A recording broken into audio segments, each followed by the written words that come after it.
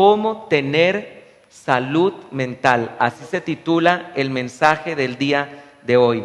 Yo estoy muy contento porque este año abrí un grupo por Facebook que ya hay más de 200 personas en ese grupo, que se llama Grupo de Superación de la Ansiedad y la Depresión y los Ataques de Pánico. Y hablando con nuestra hermana Rebeca, que es psicóloga y que también es teóloga, por cierto, estuve hablando con ella porque el año 2020 vamos a comenzar con un grupo que se va a reunir cada cierto tiempo para que estemos hablando sobre cómo cuidar nuestra salud mental. Esta es una de las áreas más abandonadas en las iglesias, el área de la salud mental. Y saben una cosa, es alarmante que las iglesias estén abandonando este tema, porque el siglo XXI fue declarado el siglo de las enfermedades mentales. No hay un solo país en donde las personas no sufran de ansiedad generalizada, no hay un solo país donde las personas sufran de ataques de pánico, donde sufran de desrealización. No sé si ustedes saben qué es la desrealización, pero es cuando la persona siente que no está dentro de sí misma, sino siente que se está viendo como en una película. Como que en este momento a usted lo graben y de repente usted se esté viendo grabado, usted se está viendo claramente, pero usted siente que se está viendo desde dentro de una película. No es usted mismo, es una sensación horrible. Hay personas que están sufriendo de despersonalización, de repente tienen la sensación de que yo no soy yo, no sé quién soy, pierden la identidad y necesitan, para saber que están dentro de la realidad, necesitan pellizcarse, necesitan tocar algo caliente, tomar un hielo entre sus manos, algo frío, algo que les haga darse cuenta de sus sentidos para poder ayudarse un poco.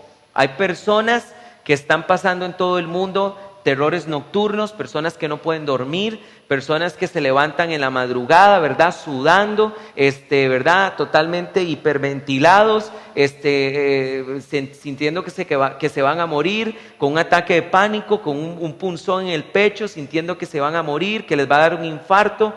Y así, esto se ha hecho esto es una completa pandemia, esto está en todo el mundo.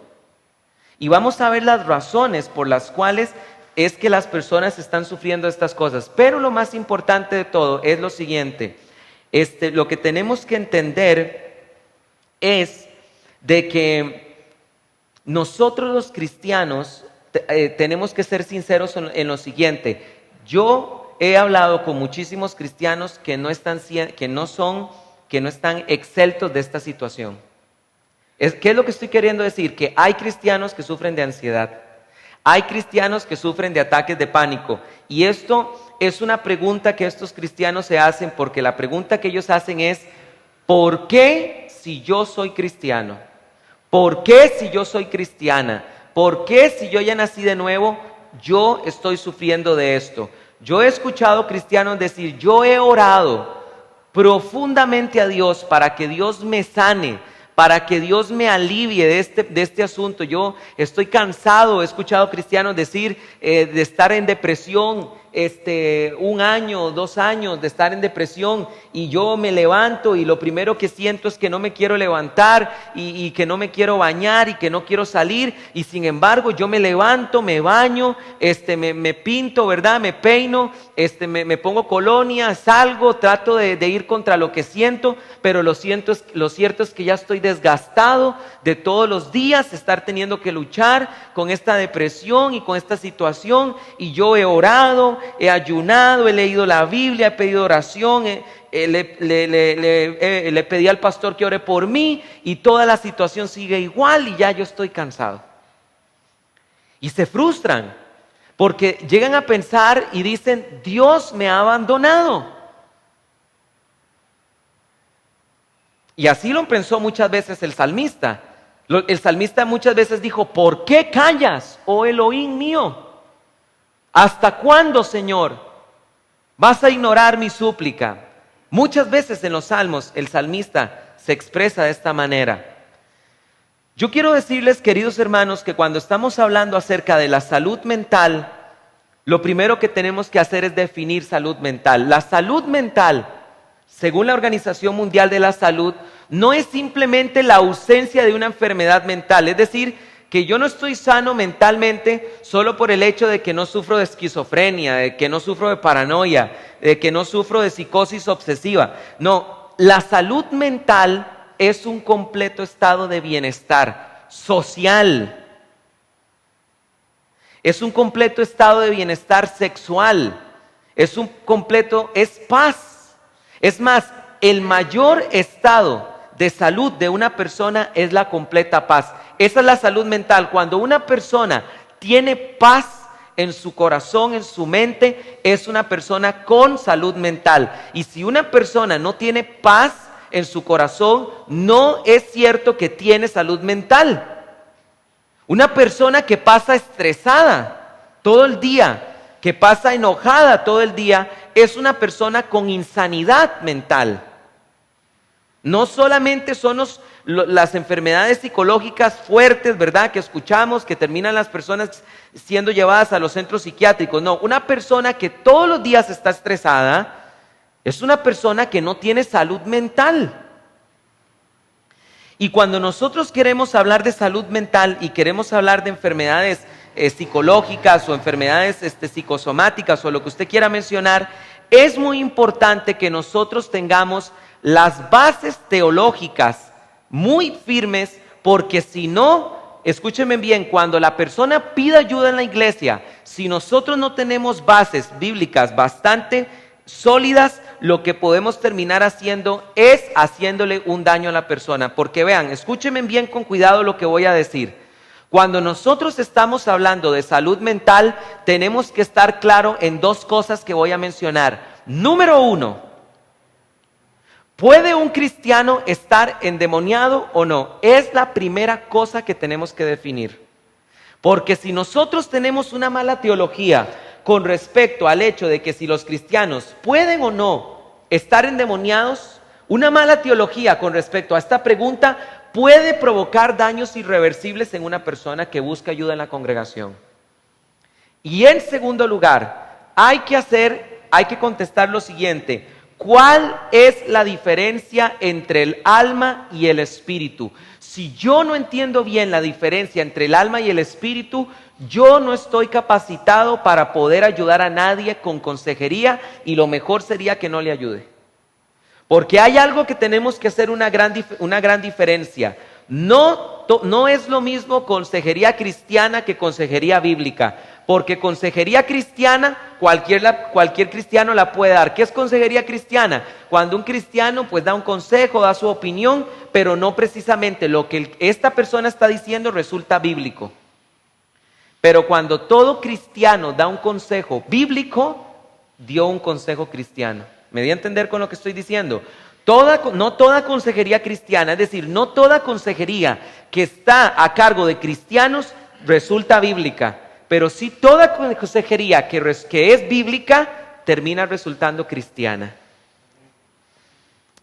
Y yo quiero decirles que esto es muy importante, porque cuando un cristiano está pasando por trastornos del sueño, por ejemplo, que no puede dormir, que se levanta asustado, ¿verdad?, que se levanta hiperventilado, o un cristiano que sufre un ataque de pánico en un bus, ¿verdad?, y que se tiene que bajar del bus porque siente que le va a dar un infarto, y todas estas cosas, cuando busca ayuda, si nosotros no tenemos una buena claridad, ¿qué es lo primero que empiezan los cristianos a pensar? No, es que yo estoy endemoniado. Y ustedes no tienen idea la cantidad de personas que a mí me escriben y me dicen: pastor, sobre todo, por Dios, ¿dónde están los pastores en el mundo? ¿Cómo es posible y las personas que me están escuchando ahorita por Facebook, con todo el gusto siempre los escucho, pero hermanos, miren, yo he escuchado personas que me mandan audios y me cuentan problemas por Facebook. Hasta 1 hora he tenido que escuchar audios y lo he hecho con mucho gusto. Yo me pregunto, ¿y dónde están los pastores de esas personas? ¿Cómo es posible que haya que buscar consejería en alguien que ni siquiera es mi pastor? ¿O cómo es posible que yo tenga que llamar a la radio, ¿verdad?, a la radio cristiana, para contar mi problema, para que oren por mí, para que estén pendientes de mi problema? ¿Dónde está el pastor de esa persona? Y cuando una persona cae en las manos de alguien que no tiene claridad en este tema, lo primero que le empiezan a decir es: no, hermano, venga usted para acá porque usted necesita liberación, porque no hay lugar, no hay duda alguna de que a lo mejor usted está endemoniado, ¿verdad? Y lo llevan a la historia de Jesús y el endemoniado gadareno, ¿verdad? Donde describe la Biblia que había un endemoniado que tenía una legión de demonios, es decir, 6,000 demonios, y que era tan fuerte, dice la Biblia, que rompía las cadenas, rompía los grillos de las cadenas, y dice la Biblia que cuando Jesús expulsó esos demonios, dice la Biblia que los gadarenos encontraron al endemoniado a los pies de Jesús y lo encontraron completamente en su juicio cabal. Y este pasaje de Lucas, del libro de Lucas capítulo 8, efectivamente nos está enseñando de que hay enfermedades mentales que son provocadas por demonios. Pero escúchenme bien esto, hay que saber leer la Biblia y hay que saber interpretarla. Si alguno de ustedes viniera, ¿verdad?, y me dijera que está pasando por un problema de estos, lo último que yo les diría es que está endemoniado, y jamás podría utilizar ese pasaje y decir: vea, es que ahí está claro que las personas con demonios sufren de enfermedades mentales. Nunca podría utilizar ese pasaje porque los cristianos no podemos estar endemoniados. Es lo primero que voy a definir hoy en esta mañana. Un cristiano no puede estar endemoniado.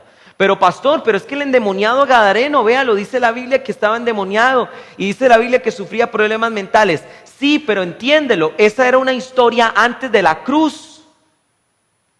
¿Sabían ustedes que los 4 evangelios deberían estar en el Antiguo Testamento?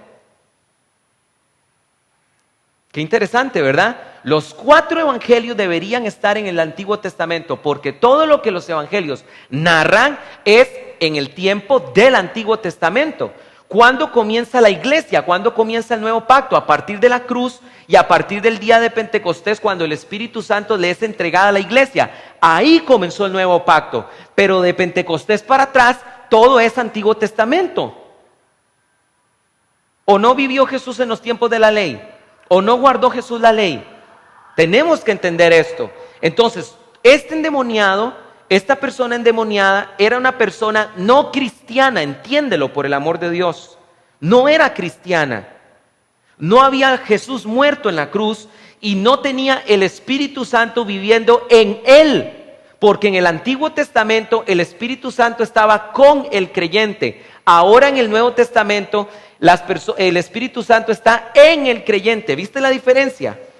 Una cosa es con el creyente y otra cosa es en el creyente. Es por esta razón que un cristiano no puede estar endemoniado. ¿Cómo lo sabemos? Vamos por favor a 1 Samuel capítulo número 16. 1 Samuel capítulo número 16. Por eso es que les digo que nosotros tenemos que tener una buena teología. Miren, hermanos, yo quiero decirles algo. Yo amo la iglesia pentecostal. La amo con todo mi corazón. Así como también amo la iglesia bautista. Pero quiero decirles una cosa. Uno de los más grandes errores que se cometen en las iglesias pentecostales, en los famosos encuentros, es que hay una administración en los encuentros que se llama la noche de liberación, y es casi siempre los sábados en la noche. A todos los cristianos parejitos se les ministra liberación. No importa quién sea usted, no importa el nivel de santificación que usted tenga, a todo mundo lo agarran, ¿verdad? Le ponen la mano en la cabeza y a todo mundo le empiezan a ordenar a los demonios que tienen que salir. Esto es un problema inmenso porque se le está enseñando a los cristianos que pueden estar endemoniados, por el amor de Dios. En el Antiguo Testamento solo existe un pasaje, y esto sería bueno que lo anotes. En todo el Antiguo Testamento, solo en una ocasión se nos narra de un hombre endemoniado. Todo lo contrario con los evangelios, ¿verdad? Cuando Jesús aparece expulsando demonios para arriba y para abajo, ¿verdad? Los primeros que reconocieron el ministerio del Señor fueron los demonios cuando le decían: ¿qué tienes con nosotros, Jesús Nazareno? Nosotros sabemos quién eres el santo de Dios. Y dice la Biblia que Jesús les decía: cállense y salgan de él, o salgan de ella. Este pasaje de 1 Samuel Es el único pasaje del Antiguo Testamento donde se menciona el tema de los demonios, de una persona endemoniada, y después en todos los demás libros del Antiguo Testamento hay un completo silencio y no se vuelve a mencionar el tema más. Qué interesante. Dice la Biblia así en 1 de Samuel 16:14. 1 de Samuel capítulo 16 versículo 14. Dice: y el espíritu de Yahvé se apartó de Saúl, y un espíritu malo de parte de Satanás lo aterrorizaba. No dice eso el texto, ¿verdad? Y un espíritu malo de parte de Yahvé lo aterrorizaba. ¿De parte de Yahvé? ¿Cómo que de parte de Yahvé? Sí, exactamente lo que la Biblia está enseñando. Fue Dios el que le envió ese demonio a el rey Saúl. ¿Y saben por qué se lo envió Dios? Fue un juicio contra el rey Saúl por la obstinación, la rebeldía del rey Saúl. Es hora de que nosotros empecemos a creer en el Dios de la Biblia y no en el Dios que nosotros nos inventamos. Porque muchas veces con el Dios que nosotros nos inventamos, jamás podríamos pensar que Dios haría esto. Bueno, entonces lee 2 de Tesalonicenses capítulo 2, donde la Biblia, hablando acerca del anticristo, dice: por eso Dios les envía una fuerza engañosa para que sean engañados. 2 de Tesalonicenses capítulo 2. Dios envía al anticristo como una fuerza engañosa contra todos los hombres que rechazaron el evangelio y decidieron amar la injusticia y la impiedad. Dios. Y la Biblia dice que este espíritu malo, porque así se le llama a este demonio, espíritu malo, dice la Biblia que aterrorizaba a Saúl. Pero noten lo siguiente: ¿qué fue lo que tuvo que ocurrir antes para que el espíritu malo aterrorizara a Saúl? El espíritu de Yahvé, ¿qué? Se apartó de él.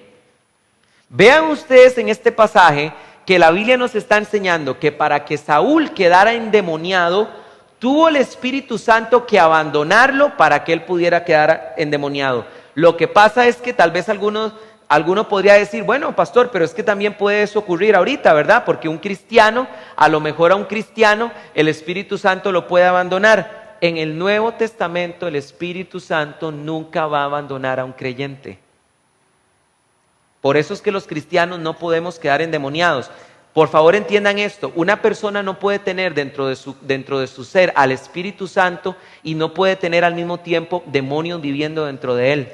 Por eso fue necesario que para que Saúl quedara endemoniado, el Espíritu Santo lo abandonara. Pero esto fue posible porque en el Antiguo Testamento el Espíritu Santo estaba con Saúl, mas ahora en los creyentes está en nosotros. ¿Dónde dice la Biblia esto? Efesios capítulo número 1. Vamos por favor a Efesios capítulo número 1. Efesios capítulo número 1.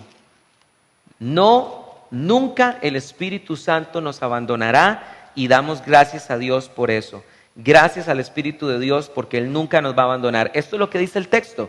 Dice así Efesios capítulo 1 versículo 13. Dice: en Él, ¿quién es este Él? Jesucristo. En Él también vosotros, habiendo oído la palabra de la verdad, el evangelio de vuestra salvación, y habiendo creído en Él. No sé si ustedes están notando lo que estoy leyendo, pero Pablo está diciendo que cuando creímos en el evangelio de Jesucristo, vean lo que termina diciendo: fuisteis sellados con el Espíritu Santo de la promesa.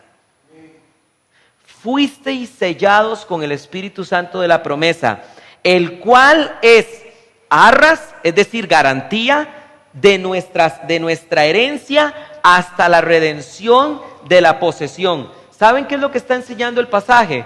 La Biblia está diciendo que por haber creído en el evangelio de Jesucristo, hemos recibido al Espíritu Santo de la promesa, y que ese Espíritu Santo va a estar dentro de nosotros hasta el día de la redención de la posesión. ¿Sabes qué es la redención de la posesión? El arrebatamiento. Es hasta el día en que seamos arrebatados que vamos a tener al Espíritu Santo dentro de nosotros como garantía de que somos salvos. ¿Me entendieron? Entonces, si el Espíritu Santo se nos ha entregado como una garantía de salvación, jamás se podría enseñar que un cristiano está endemoniado. ¿Por qué estoy diciendo esto? Por lo siguiente: si alguna vez ustedes conocen de un cristiano que está pasando por un problema mental, de primera entrada tenemos que descartar que ese cristiano está endemoniado. Y si esa persona algún día de repente llega, ¿verdad?, y se manifiesta en medio culto, tenemos que entender que esa persona no era cristiana. Es así de sencillo. A mí me ha escrito gente por Facebook: pastor, es que quiero preguntarle algo, es que yo quiero decirle que en nuestro culto estábamos en una reunión y estaba la gente del Ministerio de Alabanza, y de repente una de las del Ministerio de Alabanza se manifestó, ¿verdad? Y se puso así como una araña, ¿verdad?, en el altar, y todo el mundo corriendo, y el pastor corriendo, y todo el mundo salió corriendo. Y yo quería preguntarle que qué debemos opinar sobre eso. La respuesta es muy sencilla: esa persona no es cristiana. ¿Dónde está en el Nuevo Testamento un cristiano endemoniado? ¿Dónde está eso? No es cristiana esa persona. Tiene que nacer de nuevo, tiene que aceptar a Cristo en su corazón. Entonces, cuando una persona, un cristiano, está pasando por algún problema mental, no es demoníaco. No es que hay un demonio dentro de él que le está provocando demencia. No es que hay un demonio dentro de él que le está provocando ataques de pánico. La razón es otra. Es otra la razón. Y tenemos que entender esto. Miren, hermanos, yo quiero decirles lo siguiente: es muy importante que nosotros entendamos que somos espíritu, alma y cuerpo, porque no todos los problemas que un cristiano sufre a nivel espiritual o a nivel mental, no todo es espiritual. Hay cuestiones que son físicas, bioquímicas, ¿verdad? Hay cuestiones que son también emocionales, y que ahorita vamos a hablar sobre ellas, y tenemos que entender de que no todo lo podemos andar satanizando. No todo lo podemos andar satanizando, por el amor de Dios. No podemos hacer eso, porque le estamos haciendo un daño a las personas. Cometemos el mismo error que comete la psicología moderna en su gran mayoría y en su gran cantidad de escuelas, porque la psicología no es una, al igual que la filosofía no es una tampoco. Porque la mayoría de las escuelas de psicología enseñan que el ser humano solamente es cuerpo, y que la mente es el resultado de una serie de reacciones bioquímicas que ocurren dentro de las neuronas e impulsos eléctricos, y ese es el pensamiento. Pero la mayoría de la psicología actual niega la existencia del alma y del espíritu, y este es un grandísimo problema, porque si el problema que la persona tiene es espiritual o es emocional, ¿cómo se hace para tratar un problema cuando solo se reconoce la identidad corporal del ser humano? Cometemos exactamente el mismo error que los psicólogos muchas veces. Por eso es importante que cuando nosotros, si vamos a visitar a un psicólogo, ese psicólogo sea cristiano, pero por Dios, que ese psicólogo tenga buenas bases bíblicas, porque el hecho de que sea psicólogo cristiano no significa que va a ser un buen consejero tampoco. Porque las peores barbaridades que yo he escuchado teológicas, las he escuchado de psicólogos cristianos. La primera pregunta que yo siempre le hago a un psicólogo cristiano cuando lo conozco es: bueno, mucho gusto, quiero hacerle una pregunta. Dígame, ¿el ser humano es bueno o es malo? Qué gran pregunta, ¿eh? ¿El ser humano es bueno, es malo, o es el producto de su medio ambiente? O sea, es neutral, pero termina su medio ambiente impulsándolo hacia el bien y hacia el mal. Nunca he escuchado que un psicólogo me diga lo que la palabra de Dios enseña: el ser humano es malo. Los psicólogos que yo he conocido cristianos me han dicho que el ser humano es bueno, me han dicho que el ser humano es neutral, que es el producto de su medio ambiente. A Cristo Jesús se le acercó un hombre joven y le dijo: maestro bueno, ¿qué tengo que hacer para heredar la vida eterna? Y Jesús le contestó: ¿por qué me llamas bueno? Bueno solo hay uno, Dios. Y también dice la Biblia en los Salmos: no hay un solo hombre en esta tierra que haga lo bueno y que nunca peque. Bíblicamente hablando, el ser humano es malo y está inclinado hacia el mal. Ustedes a los niños no les enseñan a portarse mal, porque ya saben portarse mal. Uno les enseña a portarse bien. Usted a los niños no les enseña a hacer berrinches, ¿verdad? Yo nunca he visto un padre tirado en el suelo haciendo así, ¿verdad? Y pataleando, pero enseñándole a su hijo a hacer eso. ¿De dónde lo aprendió? Lo trae desde adentro. Ya lo traemos desde adentro. Rebeldes, ¿verdad? Déspotas, ¿verdad? Dios guarde, no me dé eso, ¿verdad? Porque le hago un berrinche aquí impresionante, ¿verdad? El ser humano es malo. Y yo quiero mencionar esto. Yo quiero enseñar esto para ir aterrizando este mensaje. Vean lo que dice la Biblia en Romanos capítulo 7, versículo 23. Romanos capítulo 7, versículo 23. Romanos capítulo 7, versículo 23. Ya van a ver ustedes dónde vamos a aterrizar. Todo esto tenía que ser el sustento teológico para llegar a la conclusión de cómo nosotros podemos tener salud mental. Romanos capítulo 7, versículo, vamos a leer desde el 19 para entender el contexto. Dice Pablo, pues no hago el bien que quiero, sino el mal que no quiero, esto hago. ¿Quién lo dijo? Pablo. Y Pablo, el apóstol de los gentiles, el gran gigante del cristianismo, dice que él no hace el bien que él quiere, sino el mal que no quiere. Versículo 20, y si lo que no quiero, eso hago, ya no lo hago yo, sino el pecado que mora en mí. Así que queriendo yo hacer lo bueno, hallo la ley de lo malo que está presente en mí. Porque según el hombre interior, me deleito en la ley de Dios. Versículo 23, pero veo otra ley en mis miembros que combate contra la ley de mi mente y me hace prisionero de la ley del pecado que está en mis miembros. Miserable de mí, ¿quién me rescatará de este cuerpo de muerte? ¿Saben ustedes qué está enseñando Pablo? Y esto es lo primero que tenemos que entender, porque hermanos, vean, nosotros los cristianos no comprendemos lo que pasa cuando un cristiano nace de nuevo. Y por eso es que le hacemos tanto daño a la gente. Cuando un cristiano nace de nuevo, ¿qué es lo que ocurrió? Muy simple, fue justificado, fue reconciliado, fue lavado, fue santificado, fue pasado de muerte a vida eterna, pero esa persona no es querubín.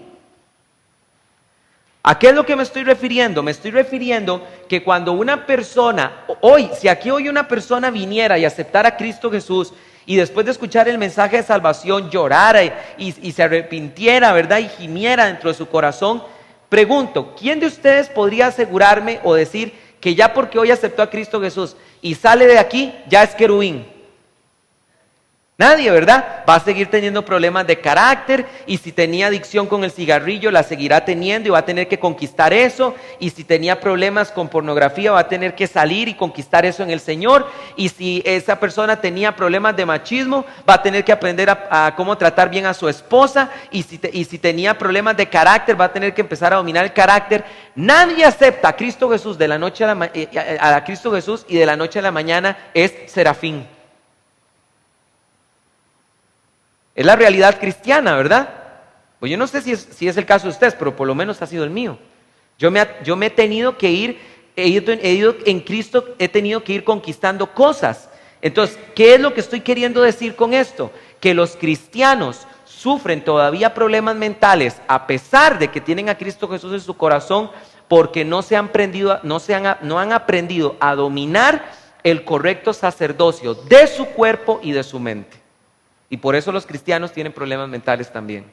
Y por eso es que a pesar de que ores y ayunes y llores y le pidas al pastor o le pidas al profeta o le pidas al que quiera que ore, y no es que yo no crea que Dios haga milagros, porque yo creo en un Dios que hace milagros también creo en un Dios, en Jesús, que siempre que hizo un milagro en el Nuevo Testamento, en los evangelios, siempre le decía a las personas, tu fe te ha sanado. ¿Qué estaba haciendo Jesús? Devolviéndole la responsabilidad individual a cada persona. Si nosotros no cuidamos nuestro cuerpo le va a pasar una factura a nuestro cerebro, y nuestro cerebro le va a traer una factura a nuestra mente, y ahí es donde vienen los problemas mentales. Empieza a tomar Coca-Cola todos los días. Tómate una Coca-Cola todos los días. Y cuando tengas 50 años, no te quejes con Dios de por qué Dios no te sana de la diabetes.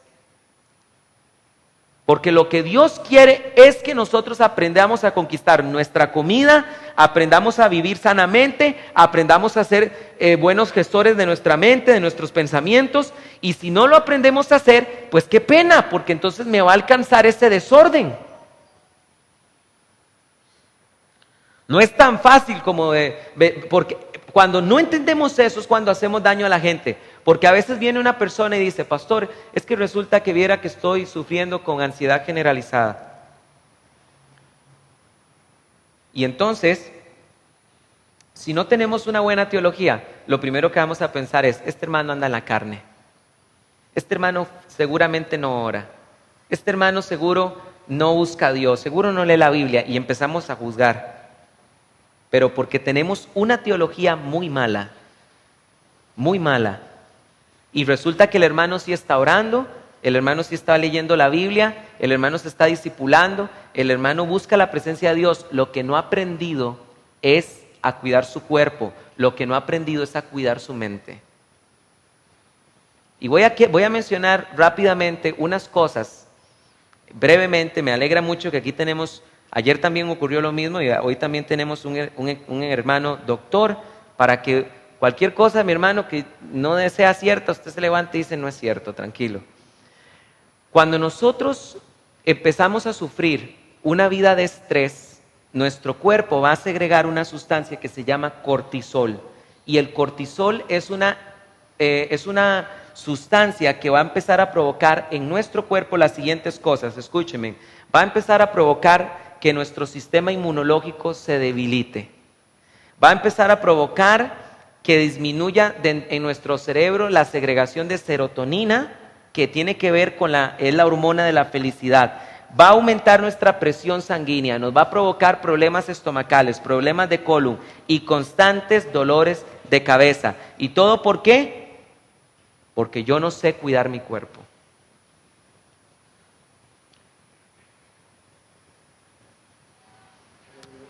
Y el estrés es la antesala de la ansiedad generalizada. El estrés es la antesala de los ataques de pánico. El estrés es la antesala de la depresión. ¿Saben una cosa, hermanos? Por eso es que tenemos que ser muy sabios cuando estamos aconsejando, y cuando una persona nos viene a hablar de sus problemas mentales, hay que hacerle algunas preguntas. ¿Y saben cuáles son esas preguntas primeras? Se trabaja, escúchenme bien, de afuera hacia adentro. Primero empezamos preguntando lo más sencillo. ¿Qué está comiendo usted? ¿Qué come usted? ¿Cuánto duerme usted? Todo eso hay que preguntarlo. Voy a mencionar unas cosas. Miren, hermanos, ¿saben ustedes cómo nosotros podemos tener una buena salud mental? Porque así se llama el mensaje de hoy. ¿Cómo tener una buena salud mental? Bueno, primero teniendo buenas bases bíblicas, para no andar pensando que el problema que tengo son puros demonios. No. En primer lugar, nosotros tenemos que aprender a tener lo que se llama higiene del sueño. Voy a explicarles qué es la higiene del sueño. Por favor, traten de ver si ustedes están cumpliendo con estas cosas mínimas. Higiene del sueño significa que la cama queda totalmente consagrada para dormir. Es decir, yo no me levanto no me voy a la cama con el celular, ¿verdad? Apago las luces y que la luz me pegue en la pura cara. Yo no pongo el tele frente a la cama para ver tele y dormirme, ¿verdad? Con el tele prendido. Yo no me pongo a leer la Biblia en la cama, porque la higiene del sueño dice que yo tengo que programar mi cerebro solamente para que entienda que cuando yo me acuesto es porque voy a dormir. El cuerpo se acostumbra, el cerebro se acostumbra. Al cerebro hay que enseñarle que cuando yo toco la cama es para dormir, no para andar viendo videitos, ¿verdad? De YouTube, ni viendo películas de Netflix, ¿verdad? Ni leyendo, ¿verdad? Eso es higiene del sueño. Y si una persona no tiene higiene del sueño, va a sufrir problemas mentales. Vean el segundo consejo de la higiene del sueño. No debemos dormir en el día, por ejemplo en la tarde o después de la comida y eso, siestas mayores entre 15 y 20 minutos. Una persona viene y duerme 3 horas en la tarde Y cuando ya son las 9 y se supone que es la hora que debe ir a dormir, quiere dormir como un bebé. ¿Cómo? Si durmió 3 horas en la tarde. Tercer consejo de la higiene del sueño. Vean qué cosas más básicas. Cómo estas cosas, ignorar estas cosas puede provocar problemas mentales. En tercer lugar, no debemos ingerir alimentos 2 horas antes de dormir. Pero ¿qué es lo que hacemos, verdad? Bueno, antes de dormir me como un entero de cantonés, ¿verdad? Y después, ¿verdad? Me comí el entero de cantonés y ojalá lo revolví con chop suey salsa, ¿verdad? Y entonces me voy a dormir así con el estómago pesadísimo, ¿verdad? Y por supuesto, claro que vas a tener pesadillas y vas a soñar con el abadón que sale del abismo, ¿verdad? Y te vas a levantar asustado porque soñaste con cuernos y con dragones y toda la cosa, ¿verdad? Y, ay, Dios mío, los demonios me están atacando. No, ningún demonio, es que, por Dios, la digestión. Es la digestión, es el pobre estómago, ¿verdad? Y luchando por digerir los alimentos en horas que no deben de ser. No debemos tomar café después de las 4 de la tarde. No debemos realizar ejercicios antes de dormir. Y sobre todo, muy importante, no debemos estresarnos más allá de lo que debemos de estresarnos. ¿Saben una cosa? Nosotros tenemos muchas veces en nuestras manos controlar el estrés o no. Voy a dar un ejemplo. Ustedes saben que yo soy profesor, ¿verdad? En el otro colegio, cuando yo trabajaba en el otro colegio, a mí se me solicitaba que dejara a mis estudiantes tareas. Y tenía 300 estudiantes en el otro colegio y tenía que estar revisando en mi casa 300 tareas. Cuando llego yo a este otro nuevo colegio, me dicen que yo puedo proponer mi propia evaluación. Usted es el que la plantea, profesor. Excelente. ¿Sabe qué fue lo primero que hice? Le puse la cruz a las tareas. ¿Por qué? Porque me da pereza leer tareas. Porque yo cuando voy a mi casa quiero llegar a descansar. No quiero llegar a leer tareas. O a veces mis estudiantes, hago yo un examen y al día siguiente me están diciendo, profesor, ya revisó los exámenes. ¿Y usted qué pensó? ¿Que yo no tengo vida social, que no tengo esposa, que no tengo familia, que no tengo amigos? Por supuesto que no he revisado los exámenes. Porque a la casa hay que llegar a descansar, ¿o no? ¿Verdad? Pero, ¿verdad? No, el bendito estrés, ¿verdad? Y, ay, ¿qué voy a hacer mañana? Y aquí, ¿y qué voy a hacer con esto del trabajo? No, hermano, no. Y para terminar, quisiera mencionar estos 2 puntos de cómo tener salud mental. ¿Saben ustedes una cosa, queridos hermanos? Tenemos que regresar al Edén. Esto es muy interesante. Vean qué profundo es esto. Ustedes saben por qué todos nosotros nos encanta ver videos de ocio. Esos anuncios, ¿verdad? De playa no sé qué, o de Barcelona no sé qué, o hotel no sé qué, viaje por Europa, todo lindo, ¿verdad? En Venecia, qué lindo, ¿verdad? La gente montada, ¿verdad? En los barquitos, qué lindo esto, la playa, ¿verdad? Hawaiian Tropic, todo eso, ¿verdad? Nos encanta, ¿verdad? ¿Saben ustedes por qué? Porque nosotros estamos hechos para el Edén. ¿Nunca se habían puesto a pensar en eso? Nosotros estamos hechos para el ocio. Una vez yo iba caminando con un compañero en la universidad, íbamos caminando, íbamos hacia la universidad juntos y venía yo hablando con él y me dice un día, bro, ¿usted sabe qué rico pegarse el gordo navideño? Y yo, ajá, sí, ¿verdad? Sí, qué bueno, ¿verdad? Me hace, usted sabe no saber que uno no tiene que trabajar nunca más. Usted nada más llega y viene y mete los intereses al banco y vive de por vida por los intereses. Y de repente yo lo vi tan enviajado, ¿verdad? Que iba como así, ¿verdad? Iba, uy, ¿verdad? Usted pues se le fue el alma y el espíritu, ¿verdad? Empezó ahí a navegar en la mente. Y yo me le quedé viendo y le hice, ¿verdad? ¡Pah! ¿Verdad? Y le metí un golpe y hace, ay, ¿qué le pasa, verdad, bro? Aterrice, esta es la vida real. Queremos vivir eternamente en ocio porque fuimos creados para el ocio. Y las grandes diferencias entre nosotros y las mujeres, entre los varones y las mujeres, ¿saben por qué tenemos diferencias entre los varones y las mujeres? Porque si ustedes, quiero hacerles una pregunta, ¿dónde Dios creó a Adán? ¿No? ¿Fuera del Edén? Dice la Biblia que Dios creó a Adán y después plantó un huerto en el Edén y lo introdujo. Dios creó a Eva en el Edén. Y por eso es que nosotros los hombres fuimos creados afuera del Edén, es decir, en lo charral, en lo inhóspito, en lo salvaje, y la Eva fue creada en el Edén, en lo lindo, en lo tierno, en lo cómodo, en el confort, ¿verdad? Y por eso es que nosotros los hombres, ¿verdad? Queremos jugar, ¿verdad? De machos alfa, ¿verdad? Y entonces decimos, bueno, vamos a acampar, vamos a ir a acampar, vamos a ir no vamos a llevar agua, no vamos a llevar nada de comer, hay que ver qué cocinamos, hay que pescar, hay que sobrevivir. Cocinamos agua de pozo, hervimos agua de pozo, no importa, hay que sobrevivir. Y le preguntamos a nuestra esposa que si quiere ir, no va a ir, ¿verdad? Yo vacilaba con mi esposa Andrea y le decía eso, ¿verdad? Yo creo que en el momento que llega Andrea y ve que no hay wifi, le da un yello, ¿verdad? Algo ahí, ¿verdad? ¿Y dónde está el aire acondicionado? ¿Y dónde está no sé, ¿verdad? Pero es que, hermanos, somos diferentes. ¿Pero por qué somos diferentes? Porque fuimos creados en lugares diferentes. El punto al que quiero llegar es que nosotros nos hemos alejado totalmente del Edén. Vuelvan a ver por un momento este lugar, paredes.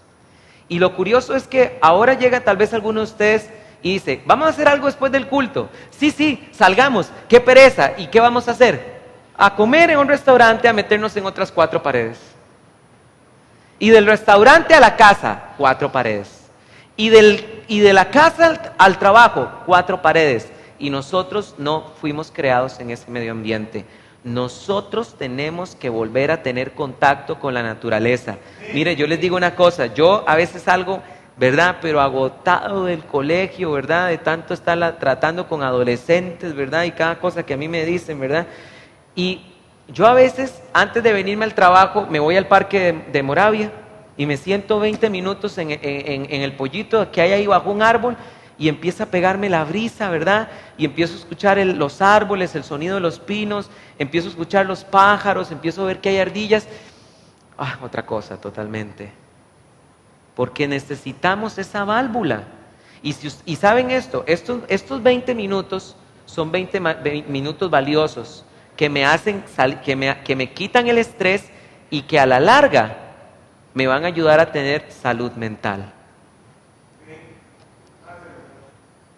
Nada de celular. Y para finalizar, quiero decirles el último dato. ¿Sabían ustedes que las mujeres viven más que los hombres?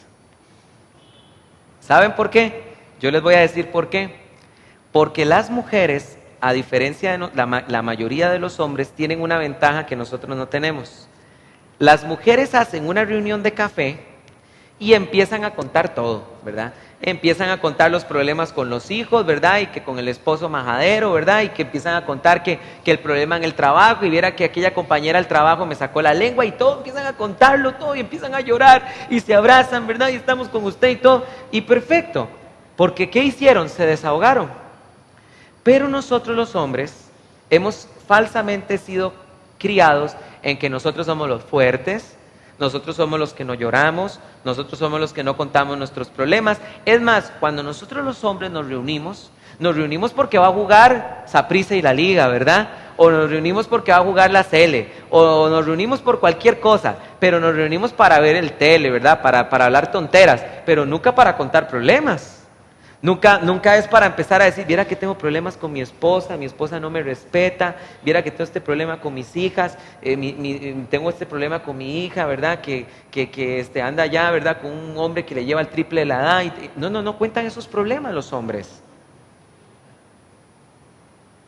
Y empezamos ¿verdad? Aquí a absorber y absorber y absorber y absorber.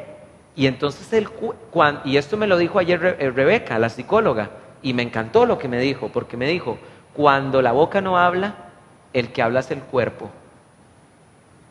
Y entonces es cuando comienzan los ataques de ansiedad, los ataques de pánico, y son válvulas que el cuerpo está tratando de liberar tensión, liberar presión de alguna manera, porque nosotros no somos buenos administradores de nuestras emociones. Y cuando nosotros estamos pasando por un problema, para eso tenemos consejeros en la iglesia, para eso tenemos pastores. Pastor, viera que tengo este problema, viera que no me está alcanzando para llegar al final de la quincena, viera, pastor, que estoy teniendo este problema con mi trabajo porque parece que me quieren quitar unas horas. Empezamos a contar las cosas, a pedir consejo, empezamos a aliviarnos. ¿Se dan cuenta por qué les dije que no todo es demonios? No todos demonios, hermanos. No todos demonios. Somos pésimos administradores y mayordomos de nuestro propio ser. Muy malos administradores. Muy malos administradores. Tenemos tiempo para todo, menos tiempo para relajarnos. Tiempo para nosotros mismos. Amén.